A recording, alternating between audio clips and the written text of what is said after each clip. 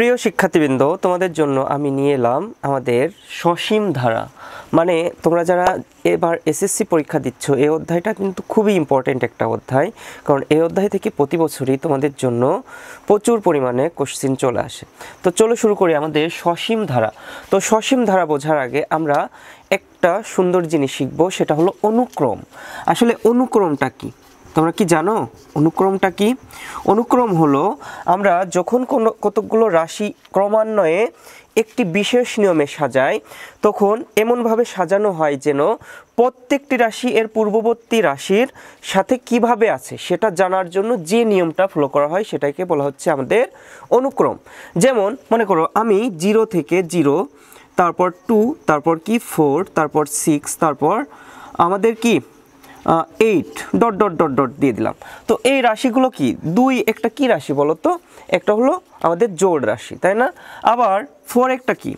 এটাও জোড়। তাহলে এই অনুক্রমটা কি? একটা জোড়ের অনুক্রম। আবার আমরা যখন বলবো 3, তারপর 5, 7, তারপর কি 9 ডট ডট ডট, তো এটাকে সবাই কি বলবে? বেজোড় রাশির অনুক্রম। তো আশা করি তোমরা অনুক্রমটা খুব ভালো করে বুঝতে পারছো। আবার এই অনুক্রমগুলোকে যখন আমরা কিছু চিহ্নের মাধ্যমে, মানে আমরা চিহ্ন কি, যেমন যোগ চিহ্নের মাধ্যমে যখন এর মাধ্যমে আমরা প্রকাশ করব, তখন এটা কি হয়ে যাবে জানো? ধারা। এটা কি হয়ে যাবে? একটা ধারা হয়ে যাবে। যেমন আমরা 2 পর আমরা একটা যোগ চিহ্ন দিয়ে দিলাম, তাই না? প্লাস, তারপরে কি 4 প্লাস, তারপর কি 6 প্লাস, তারপর কি 8 প্লাস ডট ডট ডট। এটা কিন্তু একটা কি হবে? ধারা। তো আশা করি বুঝতে পারছো যে যখন আমরা অনুক্রমগুলোকেই আবার কি প্লাস চিহ্ন দিয়ে প্রকাশ করব, তখন তাকে আমরা বলবো ধারা। তো আমাদের এই ধারার মধ্যেই একটা ধারা আছে, সেটা হলো কি জানো? সমান্তর ধারা। আমরা কি জানি? সমান্তর ধারা। সমান্তর ধারাটা কাকে বলে আমরা একটু জেনে নিই। আমরা কি করব? সমান্তর ধারা কাকে বলে? সমান্তর ধারা, ঠিক আছে? সমান্তর ধারাটা হলো, আমরা একটু কথা মনে রাখবো যে কোনো ধারার যে কোনো পদ ও পূর্ববর্তী পদের পার্থক্য যদি সেম হয়, মানে একই হয়, ঠিক আছে? মানে পার্থক্য সব সময় সমান হবে। আমাদের প্রথম পদ এবং পূর্ববর্তী পদের পার্থক্য যদি সব সময় সমান হয়, মানে আমরা দেখো এখানে থেকে আমরা যদি 4 থেকে 2 বাদ দিই, তাহলে কত? এর পার্থক্য কত হচ্ছে? 2। আবার 6 থেকে 4 বাদ দিলে আমাদের পার্থক্য কত হচ্ছে? 2।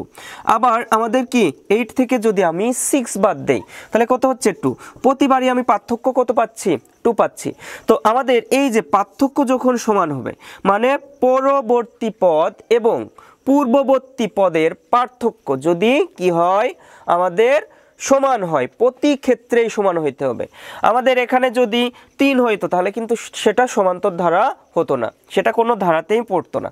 তাহলে আমরা কি এটা কি, যখন আমাদের পরবর্তী পদ এবং পূর্ববর্তী পদের পার্থক্য একই হবে, তখন তাকে আমরা বলবো সমান্তর ধারা। তো আমরা এই সমান্তর ধারার মধ্যেই আমাদের যে অঙ্কগুলো আছে, আমরা আজকে তোমাদের জন্য সেই অঙ্কগুলো সলভ করতে শুরু করব।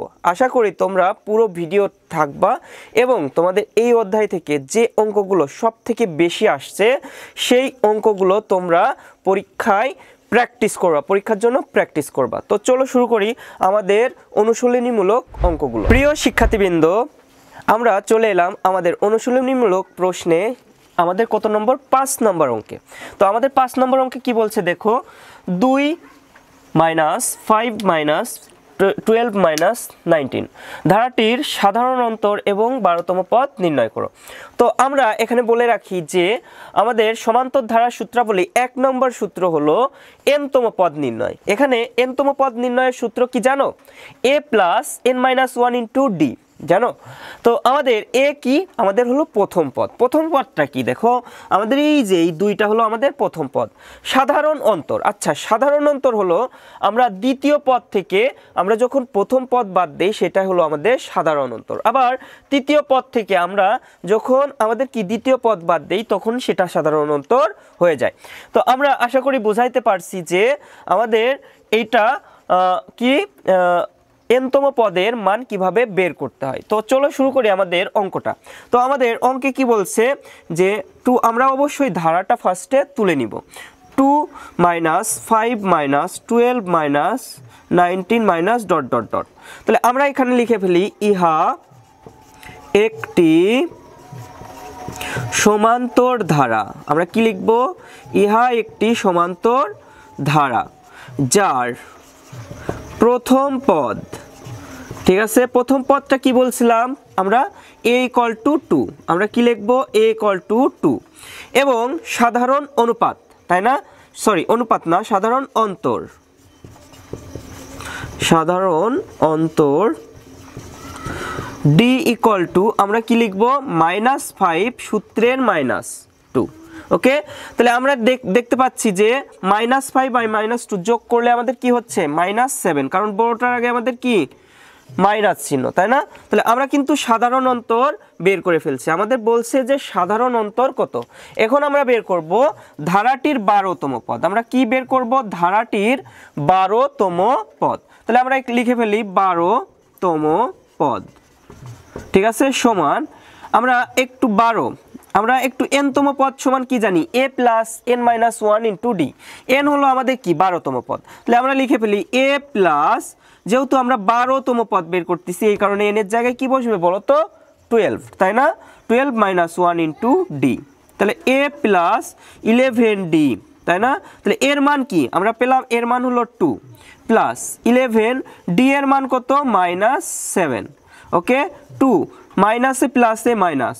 একটা কথা সবসময় মনে রাখবা, যখন তোমরা ব্র্যাকেট ইউজ করবা তখন অবশ্যই, সরি, মাইনাস ইউজ করবা তখন অবশ্যই মানে ব্র্যাকেটটা ইউজ করবা। ওকে, তো এখন 2 প্লাসে মাইনাসে মাইনাস, 7 11 77, তাই না? তো 77 থেকে 2 চলে গেলে আমাদের কত থাকে? 75। বড়টার আগে কি চিহ্ন বলো তো? মাইনাস। তো এটাই কিন্তু আমাদের প্রদত্ত অঙ্কের অ্যান্সার। প্রিয় শিক্ষার্থীবৃন্দ, তোমাদের জন্য নিয়ে এলাম পরের অঙ্কটি। তো আমাদের পরের অঙ্কটি হলো 6 নম্বর অঙ্ক, তাই না? তো আমাদের এই 6 নম্বর অঙ্ক কিন্তু প্রচুর পরিমাণে বোর্ড এক্সামে চলে আসছে ক নম্বর হিসাবে, 2 মার্ক এই প্রশ্নটার মান। তো আশা করি এই অঙ্কটা খুব ভালো করে তোমরা এসএসসি পরীক্ষা দেওয়ার আগে অবশ্যই ভালো করে প্র্যাকটিস করে যাবা। তো চলো শুরু করি আমাদের 6 নম্বর অঙ্কটি। তো আমাদের দেখো ধারাটা কি দেওয়া আছে? 8 + 11 + 14 + 17, তাই না? তো আমাদের এই ধারাটার প্রথম পদ, তাহলে আমরা লিখে ফেলি ইহা একটি সমান্তর ধারা। সমান্তর ধারা যার প্রথম পদ a = আমরা কি লিখতে পারি? 8। সাধারণ অন্তর, সাধারণ অন্তরটা কি বলতো? সাধারণ অন্তর d = আমরা 11 - 8। তাহলে আমরা কত পাচ্ছি বলতো? আমরা পাচ্ছি 3, তাই না? তো আমাদের যেহেতু 3 চলে আসছে, তাহলে আমরা a আর d এর মান পেয়ে গেছি। এখন কিন্তু প্রশ্নে কি বলছে? কোন পদের মান। তাহলে আমরা কি জানি যে কোন পদের মান? আমরা 392 জানি না। তাহলে আমরা একটু ধরে নেই, ধরি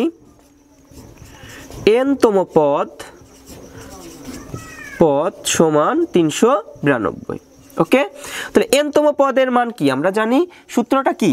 a plus n minus 1 into d = 392। তো আমরা এখানে কি এর মান বসাই দেই। এর মান কত পাইছি বলো তো? 8। n এর মান আমরা বের করব, তাই না? d এর মান কত বলো তো? 3। তাহলে 392। তাহলে আমরা এখানে কি করতে পারি? 8 এই n এর সাথে 3 এর গুণ, তাহলে আমরা কি লিখতে পারি? 3n, আবার 1 এর সাথে 3 এর গুণ, তাহলে -3 = 392। ওকে, এরপর আমরা কি করতে পারি বলো তো? আমরা 8 থেকে 3 বাদ দিয়ে দিতে পারি। তাহলে 8 থেকে 3 বাদ দিলে 5 থাকে, তাই না? -3n = 392। ওকে, তাহলে 5 ওই পাশে নিয়ে যাই, -3n = আমরা কত? সরি, এখানে প্লাস হবে, আমাদের যেহেতু প্লাস আছে আমরা একটু ভুল লিখছিলাম। তো +3n = আমরা 5 ওই পাশে নিয়ে গেলে 392 - 5। এরপর আমরা কি করব? আমরা 392 থেকে যদি 5 বাদ দেই তাহলে আমাদের কি থাকে বলো তো? আমাদের 387 থাকে, তাই না? 387, এখানে যেহেতু 3 কি আকারে আছে, গুণ আকারে আছে, তাহলে ওই পাশে নিয়ে গেলে আমাদের কি হয়ে যাচ্ছে 387 ভাগ 3 মানে কত, n ইকুয়াল টু আমরা যদি ভাগ করি তাহলে আমরা কত পাচ্ছি 387 ভাগ আমরা যদি 3 করি তাহলে 129 পাচ্ছি, তাই না? তো 129টাই কিন্তু আমাদের অ্যান্সার। তাহলে কোন পদের মান, মানে 129তম পদের মান আমাদের কি 392। তাহলে আমরা লিখে ফেলি যে 129তম পদ সমান 392। তো এটা হলো আমাদের প্রদত্ত অঙ্কের কিন্তু অ্যান্সার। তো আশা করি তোমরা এই অঙ্কটা খুব ভালো করে বুঝতে পারছো। এই অঙ্কটা কিন্তু প্রচুর পরিমাণে ইম্পর্টেন্ট, তো ভালো করে প্র্যাকটিস করো যেন তোমাদের এই অঙ্কে কোনো প্রবলেম না থাকে। প্রিয় শিক্ষার্থীবৃন্দ, তোমাদের জন্য আরেকটি অঙ্ক নিয়ে হাজির হলাম। আমাদের 7 নম্বর অঙ্কটা দেখো তো, 6 আর 7 একরকমই কিনা। তো এখন কি পারা যাবে? অবশ্যই তোমরা আশা করি পারবা। তো তবুও আমি তোমাদের হেল্প করার জন্য আবার করে দিচ্ছি। তো দেখো আমাদের 4 + 7 + 10 + 13 প্লাস ... ধারাটির কোন পদ আমাদের 301। তো আমরা এখানে কি করব, আমরা ফার্স্টেই লিখব ইহা একটি কি সমান্তর ধারা, তাই না? সমান্তর ধারা, তাই না? তো এরপর কি লিখব, যার প্রথম পদ a ইকুয়াল টু কত বলো তো আমাদের 4, আর সাধারণ অন্তর আমাদের কি হবে, সাধারণ অন্তর d সমান আমাদের কি হবে 7 - 4। তাহলে কত পাচ্ছি আমরা 3, তাই না? অতএব আমরা কি বলবো, ধরি, আমরা কি ধরবো, ধরি n-তম পদ সমান আমরা কত 301।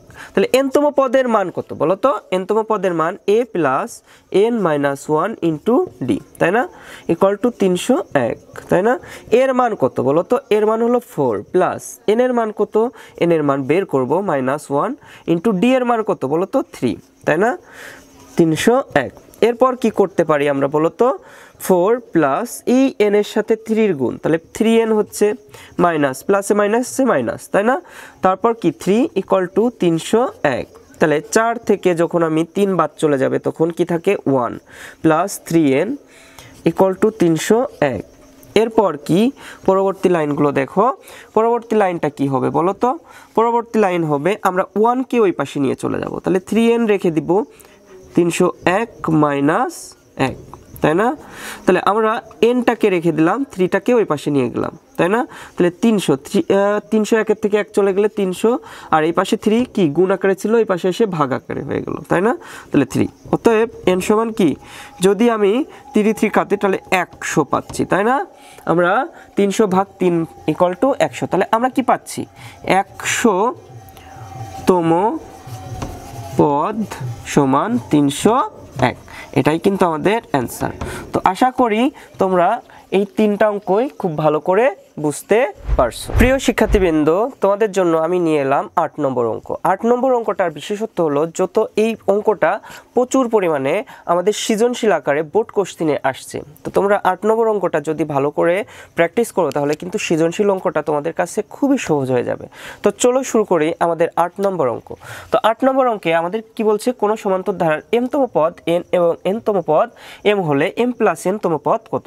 তো চলো শুরু করি আমাদের ফার্স্ট আমাদের যে অঙ্কটা। তো আমরা ফার্স্টেই লিখি ইহা একটি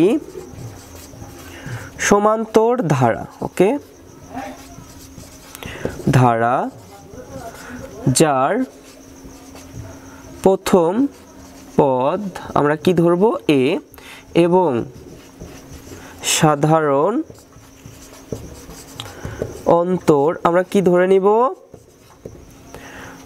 d, ওকে, আমরা এইটুকু ধরে নিলাম। এরপর আমরা কি আছে যে m-তম পদ, তাহলে আমরা কি লিখতে পারি, দেয়া আছে কি বলতো আমাদের m-তম পদ, আমরা কি পাচ্ছি m-তম পদ।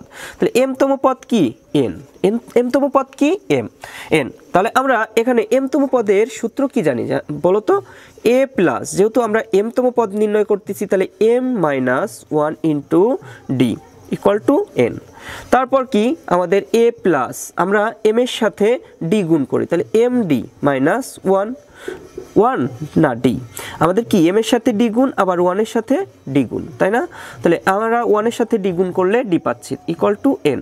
এটাকে আমরা 1 নং সমীকরণ দিয়ে রাখলাম।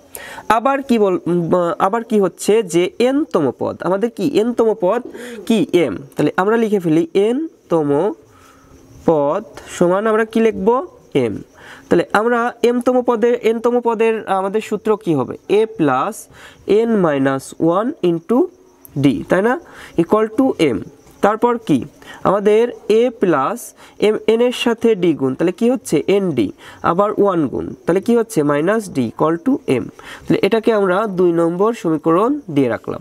এরপর আমরা কি করব বলতো, 1 থেকে 2 বিয়োগ করে দিব, সমীকরণ 1 বিয়োগ 2 করব। আমরা কি করব, সমীকরণ 1 বিয়োগ 2 করব। তাহলে আমরা যদি সমীকরণ 1 বিয়োগ 2 করি তাহলে কি হয় বলতো, a plus m d minus D equal to n, আবার কি a plus n d minus d সমান আমরা কি লিখব এম, তাই না? তাহলে আমরা বিয়োগ করার জন্য আমরা কি করব, চিহ্নের চেঞ্জ করব। তাহলে সব জায়গায় এখানে প্লাস ছিল এখানে মাইনাস হয়ে যাবে, আবার এখানে মাইনাস ছিল এখানে কি হবে প্লাস, আবার কি প্লাস ছিল এখানে মাইনাস, আবার কি প্লাস ছিল মাইনাস। তাহলে আমাদের এ এ কাটা আবার ডি ডি কাটা, তাহলে কি হচ্ছে এম ডি মাইনাস কি হচ্ছে এন ডি, ওকে। আবার এখানে কি হচ্ছে এন মাইনাস এম, ওকে। আশা করি তোমরা এইটুকু খুব ভালো করে। তো আমরা এখানে কি কমন নিব বলো তো, ডি কমন নিব। তো ডি কমন নিলে আমাদের কি থাকে এম মাইনাস এন, আর এই পাশে কি থাকে এন মাইনাস এম থাকে, তাই না? তাহলে আমরা এখানে কি আকারে আছে, গুণ আকারে আছে, ওই পাশে নিয়ে যাব। তাহলে আমাদের ওই পাশে নিয়ে গেলে কি হয়ে যাচ্ছে, ভাগ আকার হয়ে যাচ্ছে, তাই না? M minus n by m minus n, okay. তো আমরা এখানে কি করতেছি দেখো, ডি রেখে দিচ্ছি, এই পাশে কি লিখছি আমরা মাইনাস কমন নিচ্ছি। তো মাইনাস কমন নিলে আমাদের কি হচ্ছে দেখো তো, আমাদের এই মাইনাস আর এই মাইনাসে কি হচ্ছে প্লাস এম হচ্ছে, আর এর আগে কি একটা প্লাস ছিল, এই প্লাস আর এই মাইনাসে কি হচ্ছে মাইনাস এন হচ্ছে, তাই না? আর নিচে যা ছিল তাই বসে যাচ্ছে এম মাইনাস এন। তো এম মাইনাস এন কাটাকাটি, তাহলে আমরা ডি সমান কি লিখতে পারি, ডি সমান মাইনাস ওয়ান, কিছু না থাকলে আমরা কি লিখব ওয়ান লিখবো, তাই না?